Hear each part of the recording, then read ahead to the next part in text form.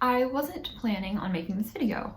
I wanted to do a review of Sia's movie, which is called Music, but I thought it would be more fun to live stream it on Twitch so I could film all of my reactions as they were happening. Now, obviously I didn't show the movie itself on Twitch because copyright, but I explained what was going on. Sometimes I read the lines, and generally we just had a great time. So it was about a 3.5 hour stream for a movie that's 107 minutes long.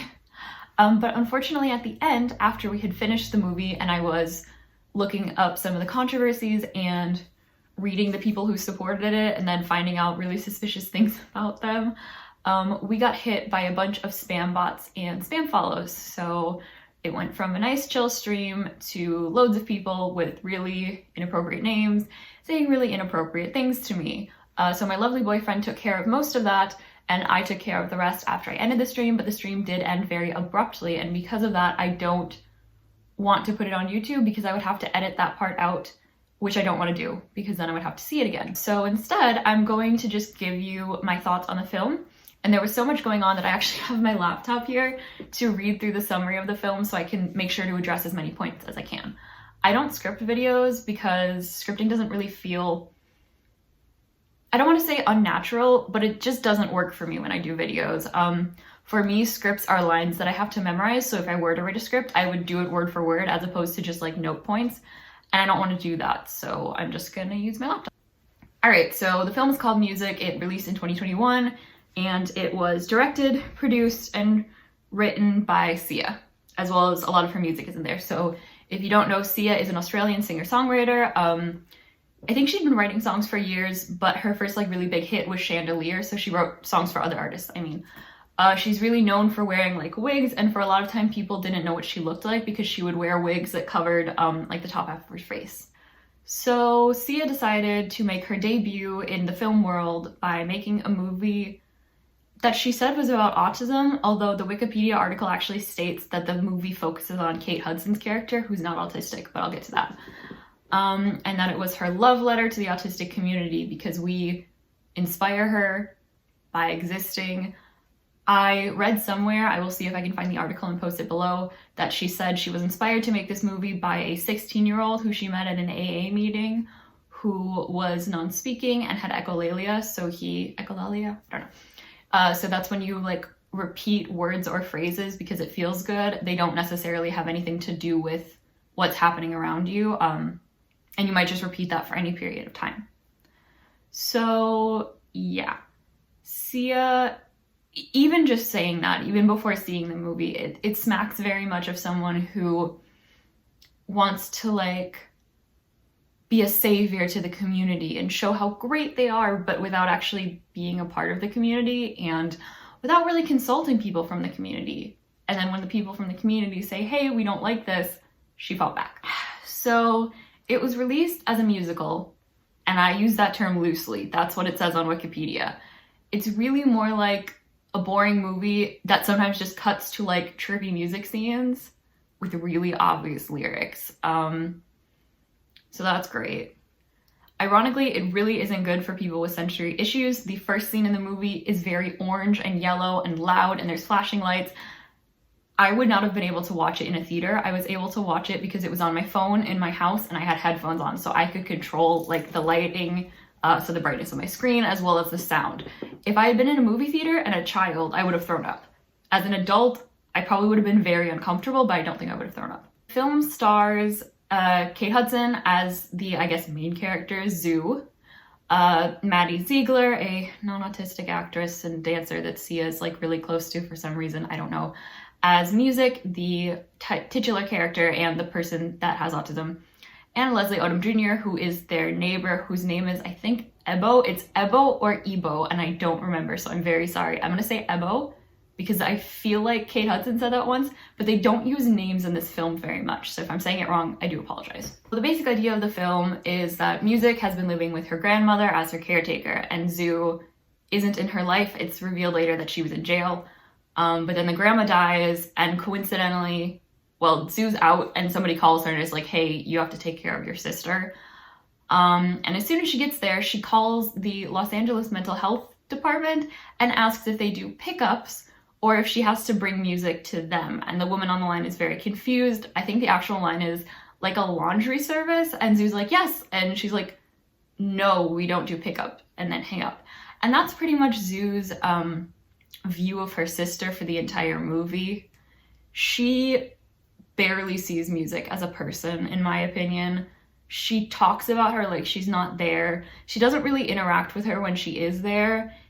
And even like towards the middle of the movie when they're bonding, she makes a joke to Ebo that like she was going to take music to the people pound, and he looks horrified, and she's like, oh, that's just how I joke. And he's like, yeah, I'm beginning to see that, but like in a positive way. But that's a horrible thing to say. Like, that is awful. And that's just one of many awful lines. Ebo himself says that he knows about autistic people because his brother in Ghana was autistic, although I think he just says was like that. And so he then mentions that his brother is dead, and Zoo says she's sorry, and he's like, oh no, it's fine, because mental health isn't something like it isn't well known there in Ghana. So yeah, he's just happy his brother died, which is weird. The movie itself, as some critics said, feels like a bunch of movies. I think they said 2 movies poorly slipped together, and I would agree with that. I was expecting the movie to be a lot more about music and how her autism affected her way of life, but she really is just a background scene piece, and I'm not going to say character because they treat her like an object.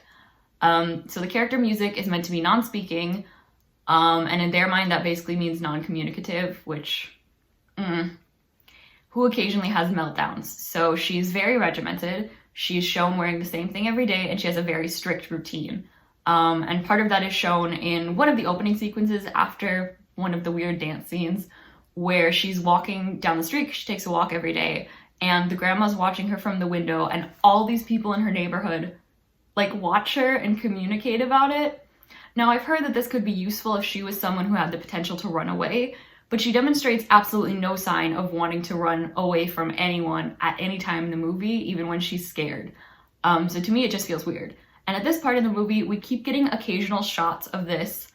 I think he's meant to be a kid, but he's quite tall, so I don't know. And so they just keep showing him like watching music, and I was very confused at first because it was just these shots, like lingering shots, and she wouldn't even be in the scene. He would just be there, and it was weird. But he comes back, don't worry. So according to the plot part of Wikipedia, which is what I'm gonna use to like try and keep my thoughts in order, this is what we're saying. Zoo is Music's half-sister, and she is a drug dealer. So, and her dealer, like, okay, there's a lot wrong with this movie, and I don't feel really qualified to talk about any of the parts that targeted marginalized groups that I'm not a part of, so I feel very confident to talk about the autism stuff.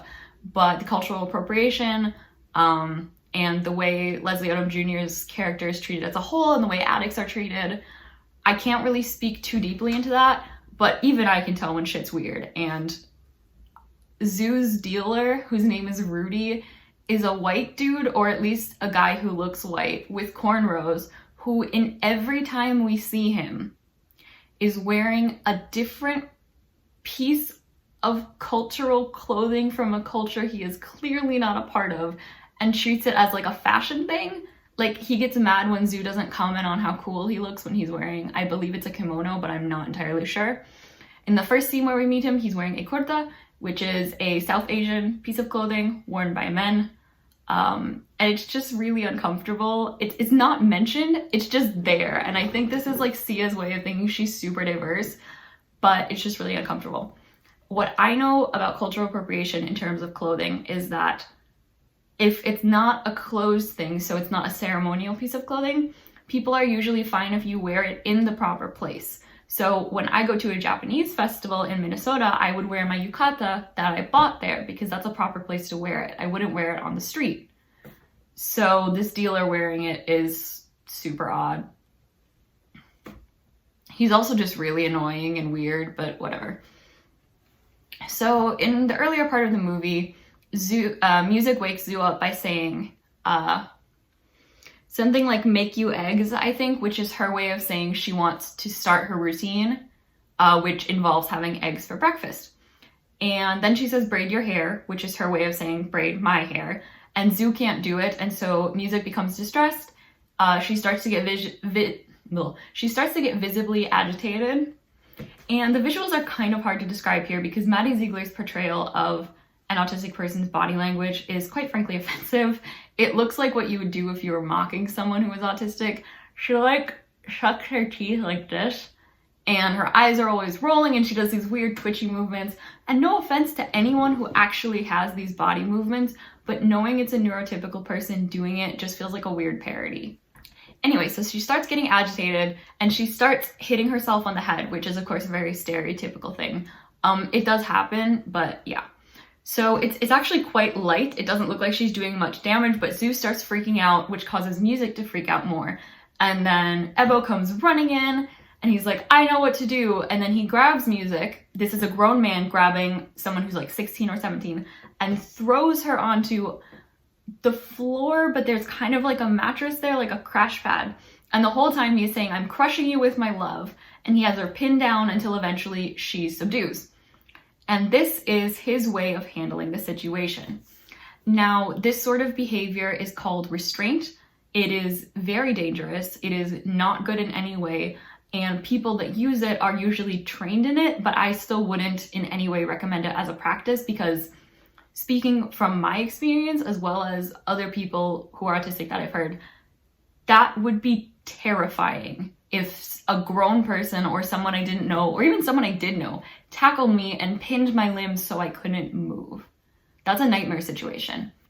Now, Music in these situations stops struggling, and I know the implication is that it worked and now she's better. I personally take it as someone who's going through a fight or flight response and is choosing to freeze. That is just completely shut down until the threat goes away. That is what I would do if I were in that situation and fighting didn't work. I would eventually just submit, I would be quiet, I wouldn't move, with the hopes that they would then get off me. So that's how I took that. But no, Zoo's really impressed, and this is shown as a good thing. And Ebo says he knows how to do this because this is how his brother liked to be held. And all autistic people are the same, obviously. Zoo learns that Ebo's a boxing teacher and he teaches kids to box. It says in the summary that one of them is Felix, who lives opposite Music and is often seen watching her. I did not know this character's name. This is the guy that's been watching her until there was a scene with him, and in the captions it said Felix's mom is talking. So I said, okay, this is Felix. I don't think they ever say his name, but I could be wrong, but in my memory they did not. He also does not interact with Music. So he watches her. There's one scene where he like flashes a light in her bedroom and that makes her laugh, but they have no interaction like in person. No text or anything like that, although I'm not sure what time period this is meant to be set in. So yeah, it's creepy in my opinion. And he is again portrayed as like a good character. They also show him, well, he follows her a lot. And they show him at one point like filling out an application for a service dog for her, which is wild because that's not something you can do for other people without their consent. And if you're a family member, maybe, but even then I would expect you would consult them, and no reputable service organization would do this, but we'll get to that too. So beyond that, Felix is in the boxing class and he's like an artist. There are like 2 scenes where he looks longingly at dancers. And then in his fight, he hugs the guy, and like Leslie Odom Jr. kind of counsels him about that you're not a fighter, so why are you here? And it's implied that his parents, especially his dad, is very hard on him.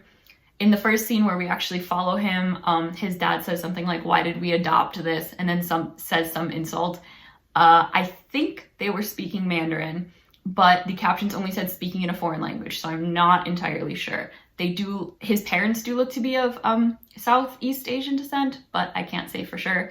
Felix looks more Latin American, but again, this isn't really addressed, so I have no idea. Again, I feel like this is Sia saying that she was like super diverse and great in this cast, but most of the diverse characters just are stereotypes, so. Okay, moving on with the summary. Zoo learned how to take care of Music with Ebo's help. Not really. She stops freaking out so much, Zoo, I mean, but they continue. Music's just in the background doing her routine. And Zoo's like really rude with her. So Music will be watching TV and Zoo starts going like this. Sometimes she sort of shakes her a little bit or pushes her onto a chair. not super violently, but still, it's what you would do with an inanimate object, not a person with feelings. Leslie Odom Jr. describes music's brain as she hears everything we say and understand it, but then she puts it away and processes it. It comes into her system 3 weeks later or something. He describes her really like a computer, which is weird. He also says that she like looks quickly and looks away because everything is too overwhelming for her, so she takes a snapshot and then can review it in her head. I personally don't do any of that. I only look away at people with eye contact. I don't look away from things, if that makes sense. He also mentioned that she likes her routine because going to any sort of new place is scary for her because there's so many new stimuli.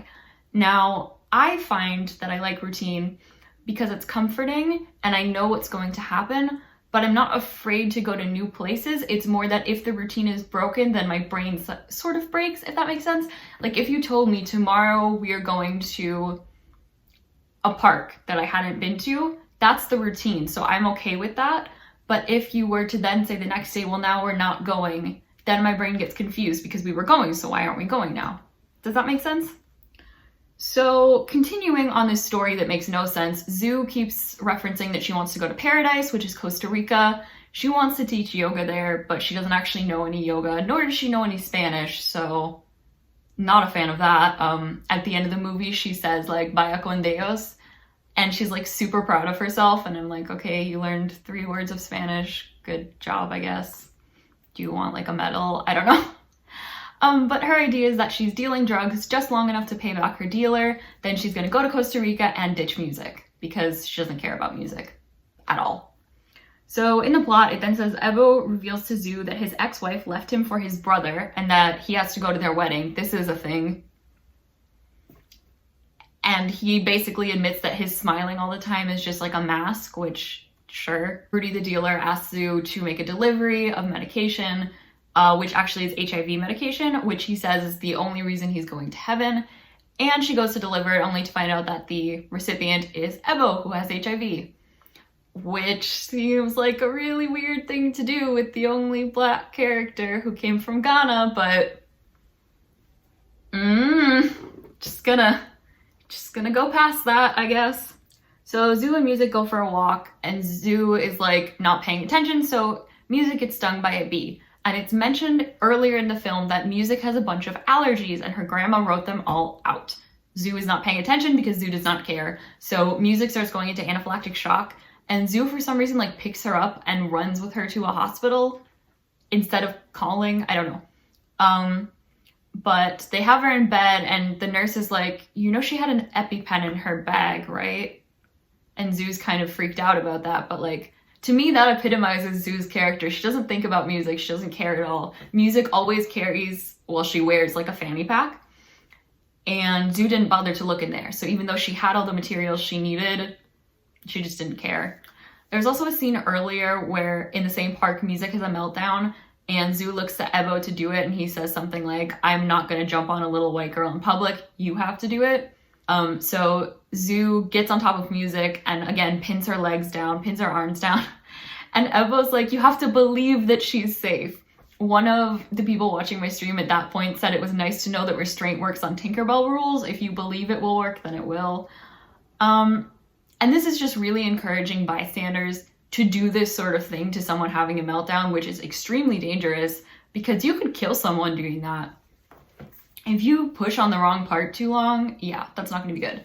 Now, this was a big controversy, and Sia, when she apologized for the movie, which we'll get into Sia's tweets and stuff in a bit, she actually said she would be taking the restraint scenes out, as well as putting a warning that this is not something you should do. I don't know if she did that in Australia. On the Amazon Prime that I rented from, there were no warnings, and the restraint scenes were in there, of which there were multiple with really no warnings, so. Zoo freaked out because she left her bag in the park and the drugs are gone, so she drinks, and she's an alcoholic, so she has a relapse. She goes to Ebo, she's pretty fucked up, and he like helps her back eventually and puts her on a couch. And while this is happening, a white dude comes out of the apartment building and he sees Ebo like holding Zoo up, and so he immediately thinks that he's hurting her. So he tries to call the police, and Zoo flips out and punches him, and then the guy goes to call the police, so then she runs away. And while this is happening, we cut to Felix, who is, remember, the guy that stalked Music. It's okay if you forgot, I did too. So we cut to him filling out, or actually it says like, your application has been accepted, or thank you for submitting your application for a service dog. And then we hear his parents yelling in the kitchen, and they're yelling in Chinese. I think, again, it says foreign language, so I don't know. And Felix is just kind of watching, but then when the dad goes for his mom, he like shoves her up against the wall by the neck. Felix tries to punch him, and his dad backhands him. And then we cut to the mom, who's choking, and the dad says something like, look what you made me do, or look how you make me, something like that. And the mom is freaking out, which we think is because she's being choked, but we look back and Felix is just dead. They just cut to his body, like with blood coming out of his skull, so he's dead now, I guess. And then there's a really weird dance scene. All of the dance scenes are incredibly weird, but he's like dancing with Music, and they're both really happy, and he's in a suit. And these music scenes are meant to be Music's inner world, which as far as I know is not a thing autistic people have, but how she sees the world because she's so special and different. And they do kind of weird cutaways sometimes where like she's watching something happen in the present and then it cuts away to how she sees it in her head, which usually has a lot of colors and weird cultural appropriation and really bad dancing and also really bad music. Like, I'm not going to go too into this, but the music for this show, movie, whatever the hell it is, it sucks. Like, it's really obvious. All of the lyrics are just narration for what's happening. There's no subtlety, and like the music itself is not very good. So I expected better from Sia.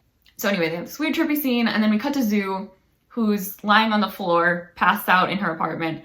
And then Felix appears in the suit he was wearing in the dance sequence and like puts her on the couch, and she says he's beautiful, and then he goes away. So I guess this is his ghost? Question mark? This is never addressed. I don't think Zhu knows who Felix is. I don't know what's going on. They say after some time passing, so I guess there's a time jump, but this isn't really addressed beyond Zhu is trying to get a job. That's also just shown weirdly. She like goes to a job and people are judging her. It's not really addressed. It's just weird. Anyway, so then the summary says, Ebo decides to go to his brother's wedding without Zhu. Meanwhile, she brings Music to an adoption center. This is not specified. She brings Music to a hospital. The nurse is wearing scrubs. They put her in a room that looks like a hospital room at a psych ward. And the nurse is like, okay, let's get going, you know. She'll love it here eventually. And it's really depressing. And Music is sitting on the bed, and Zhu is about to leave. And then Music says, don't go. Sit down. So Zhu does. Music holds out her hand, and Zhu holds it, which is something Music has never done or expressed any interest in wanting. But now, because she's shown that she can communicate clearly, she is now worth being saved, I guess. They do show her using AAC a couple times, so an assistive communication device, but it's a really basic one. It just says, I am happy, I am sad, I'm afraid. They don't show her saying anything besides that, and they also don't really show her using it. I'm not sure if they just didn't think this was important or what. But anyway, Music has now proven that she is human, I guess, so Zhu takes her out, and this is like triumphant or whatever, I don't know. Zhu and Ebo also have this like romantic subplot. I could not care less about it, but it's kind of implied there. So they run to the wedding, because of course they do, and Ebo is giving a speech, and Zhu runs up and kisses him on the stage of this speech at his brother's wedding. Sure. Which you think is Music like imagining it because it goes all trippy again, but I guess it's not because it's listed here. I thought it was like her imagining it. I don't know. And then she decides to sing, Zhu, I mean, because there was a scene earlier where they were like playing the piano, and Zhu's a really good singer, I guess. I don't know. And Music decides to sing with her. I would say sing here is used very liberally. Music kind of mumbles along to the lyrics, and everybody's like, oh! And so, you know, everybody starts applauding, blah, blah, blah, whatever, and then the movie ends. I don't care. So that's the plot. I think I hit all of the major points. There were a lot more dance scenes. Oh, I forgot the best part. I forgot the best part. So Sia has a cameo in this movie, and we need to address this before we get into the problems because it is my favorite part in the movie. So Zoo has to go. She's told by this rich lady client of hers that she has another client for her who's like really, really rich, and you gotta go to her and she'll like give you lots of money. So Zoo says, okay. And she has to take music because she can't pawn music off on the neighbor, which is what she usually does, like a dog. So music comes along, Zoo kind of like shoves her into a couch and then starts speaking to this assistant. And this is actually my favorite part because the assistant, they're in a fashion studio, just is like, Zoo's like, I have an appointment with whatever, and the lady's like, oh, okay, you're the drug dealer, so we need Percocet and all these different pills, and it's just so funny to me that it's like an official fancy assistant lady being like, yes, here are all the drugs we need. Anyway, then you hear someone calling, hey, is that the drug dealer? Is the drug dealer here? But it's an Australian accent, so you know it's Sia. Zoo also said, is that Sia's wig over there? And they were like, no, but... So Sia calls Zoo over and starts... And Zoo says something like, so are you having a party? Like, this is a lot of drugs. And Sia's like, no! So there was an earthquake in Haiti and kids had broken bones and the Red Cross can't get in. So what I'm gonna do is take all these drugs and I'm gonna fly them on my plane to Haiti. And it'll be Pop Stars Without Borders. I am dead serious, and this is played straight. There is no... Sia thinks she's doing a good thing here. I think this sums perfectly up how Sia sees, like, the rest of the world. I lost it at that point. So before we go into the controversies, I do want to add that there are a lot of dancing scenes and singing scenes with the three main characters and a lot of extras. They usually involve really confusing costumes and props and really literal lyrics, as I said. They also just kind of cut in out of nowhere. There's no lead up or anything. And it's just really disconcerting in my opinion, and also boring and weird. So I was not a fan. Oh yeah, the movie doesn't end at the wedding. It ends when they cut back to the apartment where Zoo and Evo are making eggs for music, implying that they're together. And then the door rings and there's a lady who I thought was a cop, but no, she's like, I have a delivery for music, and it's the dog, which would never in a million years happen. If you want to see how you can get a service dog from an organization, you can check my playlist on service dogs. But yeah, that felt like a final slap in the face to me. Oh, apparently the character of Zoo was meant to be played by Shia LaBeouf, so that would have been something. So all the songs are original. They're terrible, truly. The song that I guess caused their mom to name Music is a song called Music. And it's like, music is the saint, use me to feel your pain, something like that. It's really weird. Okay, let's get to the fun part, controversy. So the first controversy sort of sparked when we saw Maddie Ziegler in costume. In the first dance scene, she's wearing box braids and her skin has been darkened. Now, Sia has said this is because Music is mixed race. This is not mentioned anywhere in the film. We see Music living with her grandmother, who is white, and then her half-sister, Kate Hudson, who is also white. There is no indication of anything about Music's parents, nor anything about her racial heritage, her ethnic heritage, nothing. However, in most of the dance scenes, the actors are wearing cultural clothing from different countries. There's one scene where a white lady is in like a cheapao and has hair sticks. There's another one where Music is dressed in like a Slavic sort of traditional clothing. I don't know. I honestly could not identify all of them. It's wild. She also usually has her hair in like Princess Leia style buns, or those are her headphones. I don't know. This is all, again, in her like dream sequences or how she sees the world, whatever. Her hair changes a lot, but in the real world, her hair is pretty standard brown hair like mine, and they tie it back into two like braids, but not braids, you know, like plaits, I think they call them in the UK. You know what I mean. So that's really uncomfortable, and people were not happy with that, obviously, because it's black-facing. But Sia just doesn't address it besides saying she wanted Maddie Ziegler for the role. If you look at the Wikipedia, the only controversies listed are the portrayal of autism and then racial stereotyping, where it says that it attracted criticism for the character Ebo being depicted as a magical N-word, which is a racial stereotype that applies to films where a supporting character of color comes to the aid of white protagonists. I would definitely agree.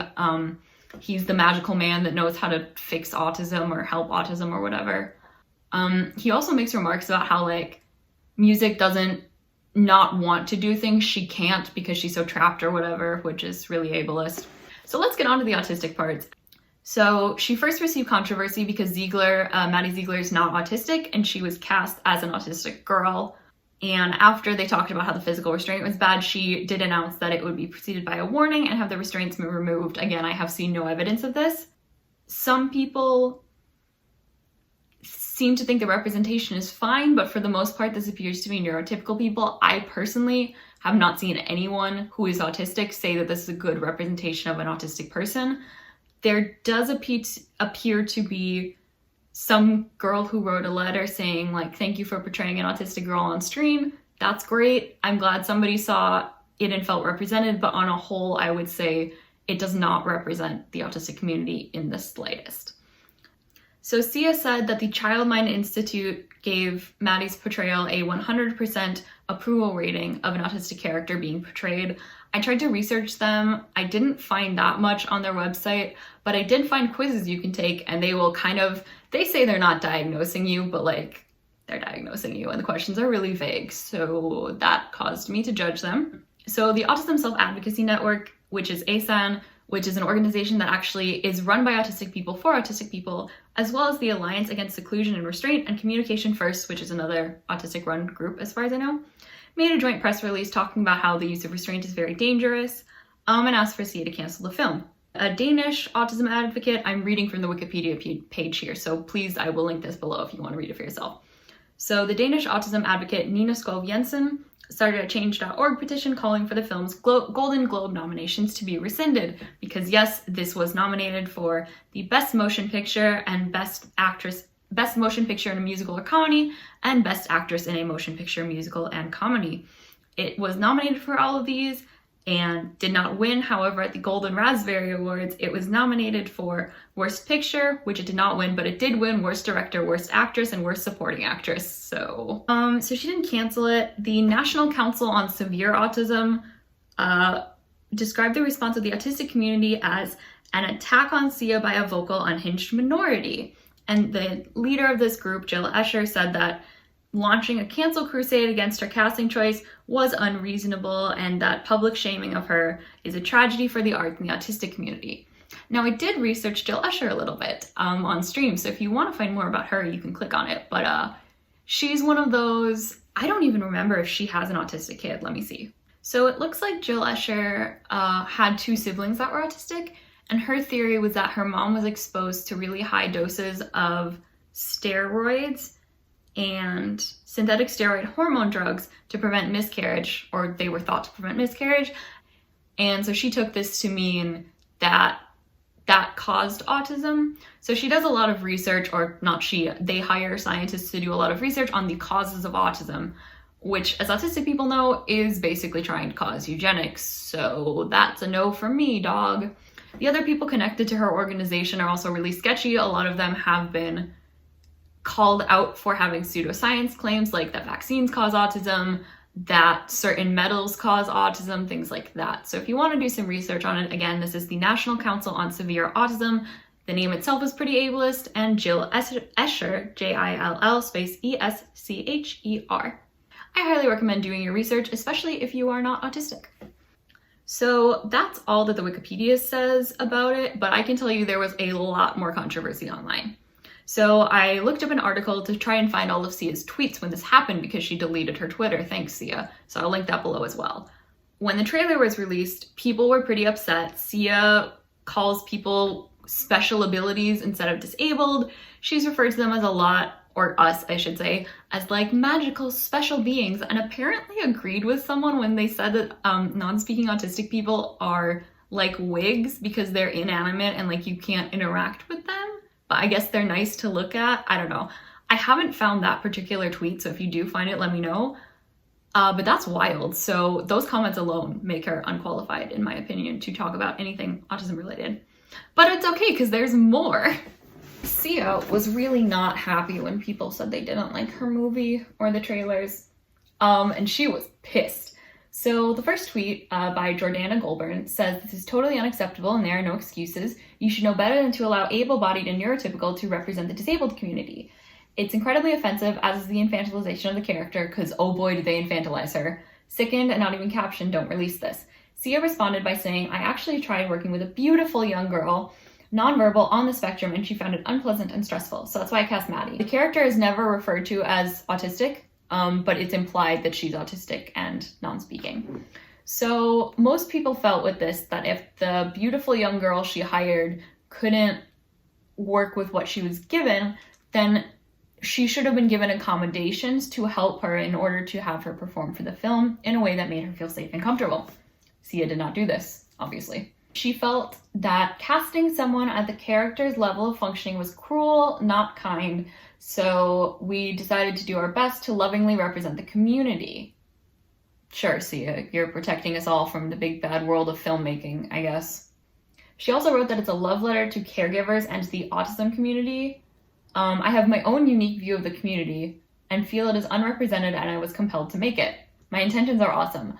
Again, I don't know where she's getting this view, but it makes me feel like a zoo animal. I don't like it.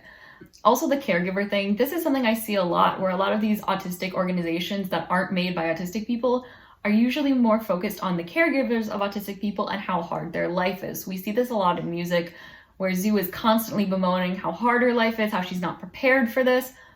Nobody even asks Music if she's okay that her grandmother, the person that has been raising her, died in front of her. But yeah, Zoo, your life's really hard because you have to take care of a kid. You're like 30-something, grow up. Sia, my personal favorite, she said, "Grr, fuckity fuck, why don't you watch my film before you judge it? Fury," which is pretty great. A lot of people asked if she had done any research. She said she had done 3 years working with Autism Speaks, which is a very unpopular organization with the autism community. That's why we don't do the puzzle piece thing or the light it up blue, because they don't really like autistic people and they don't represent us. So good job, Sia, again. She also said that here are 13 people on the spectrum in this movie. Quote, I cast 13 neuroatypical, what? People, 3 trans folks, and not as fucking prostitutes or drug addicts, but as doctors, nurses, and singers. Fucking sad nobody's even seen the dang movie. My heart has always been in the right place. I had 2 people on the spectrum advising me at all times. So this is a great example of Sia showing her true colors. The way she describes prostitutes and drug addicts, she clearly thinks they're below other people. And I guess that trans people and disabled people are usually cast in these roles. 13 people in the cast that are neurodivergent. I personally saw no evidence of this, but it's not like addressed at all, so I don't know why I would. So after people were upset for saying she used Autism Speak, she then kind of backtracked and said that they came on like 4 years after the movie was done, and she didn't realize it was such a polarizing group, but okay. And then a bunch of autistic actors said that they could have acted in it, because one of her excuses was that she couldn't find another autistic actor on such short notice, so she asked Maddie, who again she's like really close to, and it's weird. So the tweet from one of the actors said, several autistic actors, myself included, we all said we could have acted in it on short notice. These excuses are just that, excuses. The fact of the matter is 0 effort was made to include anyone who is actually autistic. Sia responded, very maturely, maybe you're just a bad actor. Good job, Sia. She's really not good at like understanding public relations, is she? She also was really proud of saying that she never referred to Music as disabled because she likes special abilities. So once it started receiving nominations for Golden Globes, even more people heard about it. I think this is when I started to hear about it maybe, but I'm not sure. Maybe before, I don't remember. So Sia eventually tweeted saying, I'm sorry, and then she said, I plan to remove the restraint scenes from all future printings. I listened to the wrong people and that is my responsibility. My research was not clearly thorough enough, not wide enough. This sounds like a scripted apology to me, and again, she didn't do this, so... She also added that the film's warning, which I did not see, would read, Music is in no way condones or recommends the use of restraint on autistic people. They are autistic occupational therapists that specialize in sensory processing who can be consulted to explain safe ways to provide proprioceptive deep pressure feedback to help with meltdown safety. But yeah, some people like deep pressure when they're having a meltdown, but that's like a weighted blanket, not being jumped on by a grown adult. As for saying that Music doesn't encourage the use of restraint, they do. This is shown as the only thing that helps Music, the only thing that calms her down, is to jump on her. And overall, as I mentioned, Music is not the focus of this movie at all. She's treated like an inconvenient problem that Zhu has to deal with in order to get to her paradise, her real life. Sometimes they put her in scenes where Zhu and Ebo are talking and she's just wandering around humming. They don't spare her a glance because she's a set piece, basically. I think that's my biggest description of this movie. The titular character is nothing more than a set piece to make people feel good about themselves, which is really the biggest problem about inspiration porn. I'm not even sure if this qualifies as inspiration porn because they portray the disabled character so rarely, but I think it still does, so I'm gonna put it in there. I haven't spoken too much on inspiration porn. I should probably make a video about that, but this movie furthers the idea that non-speaking people are not human, do not deserve any of the rights that human people have, and should just be, hidden away, locked away, completely ignored, treated no better than a houseplant. God, it just makes me so angry. Maybe this is why I like making content so much, because I want to show people what it's really like to be disabled and chronically ill. If you want to see more content by actually autistic people, search the hashtag actuallyautistic. I will also link a movie down below called Listen. It is a short film around 5 minutes that was made by non-speaking autistic people to explain what their lives are like. And a lot of their experiences are what we actually see with music, albeit I imagine unintentionally in the movie itself, where people ignore them, infantilize them, etc., etc. We also do use the term non-speaking now, as nonverbal tends to imply that they don't know how to communicate at all, which obviously is not the case. There are also different ranges of non-speaking to sometimes speaking, sometimes not, etc. I personally have a really difficult time speaking when I melt down, but I'm not sure if this is more of a selective mute thing or a non-speaking episode. I'm still kind of trying to figure that out. Basically, music is a terrible movie. Don't watch it. Don't spend money on it like I did to watch it. It's boring. When I wasn't upset about the bad stuff, I was bored. And once you see like the first restraint scene, it really does just wear off on you and you're like, okay, they're treating her like shit. Let's move along. The romantic plot is stupid and really serves no purpose because there's like 3 characters in this movie anyway. Kate Hudson's character is annoying, who's a not like other girls girl and thinks that means she can just be horrible, and that's fine because she's quirky. Ebo has no character development except his brother married his wife for some reason, and he's like not okay with that but pretends to be okay with that. That's also not really addressed. And he has HIV, but that's also not addressed beyond the one time he takes the meds, and then when Zhu like looks away from him when he wants to date her because I guess stigma, but this isn't gone into at all, so who knows. And then of course when you add that into all of the cultural stereotypes, the racial stereotypes, cultural appropriation, etc., etc., it's just an overall bad film, and the music is shit. So yeah, 0 out of 10 stars. Don't watch. I hope this video was entertaining. I made a lot of good jokes on that stream and I am really mad that I couldn't keep the footage. But if you want me to do more like reviews, in-depth reviews of specific pieces of media that portray disabled or chronically ill characters, do let me know. I would love to see. I really haven't watched many. Really the only one I can think of is Glee, and that would take a lot of time, but I'm willing to do that if that would be something you guys are interested in. So thank you so much for watching. I hope you have a wonderful week, and I will see you next time. Bye!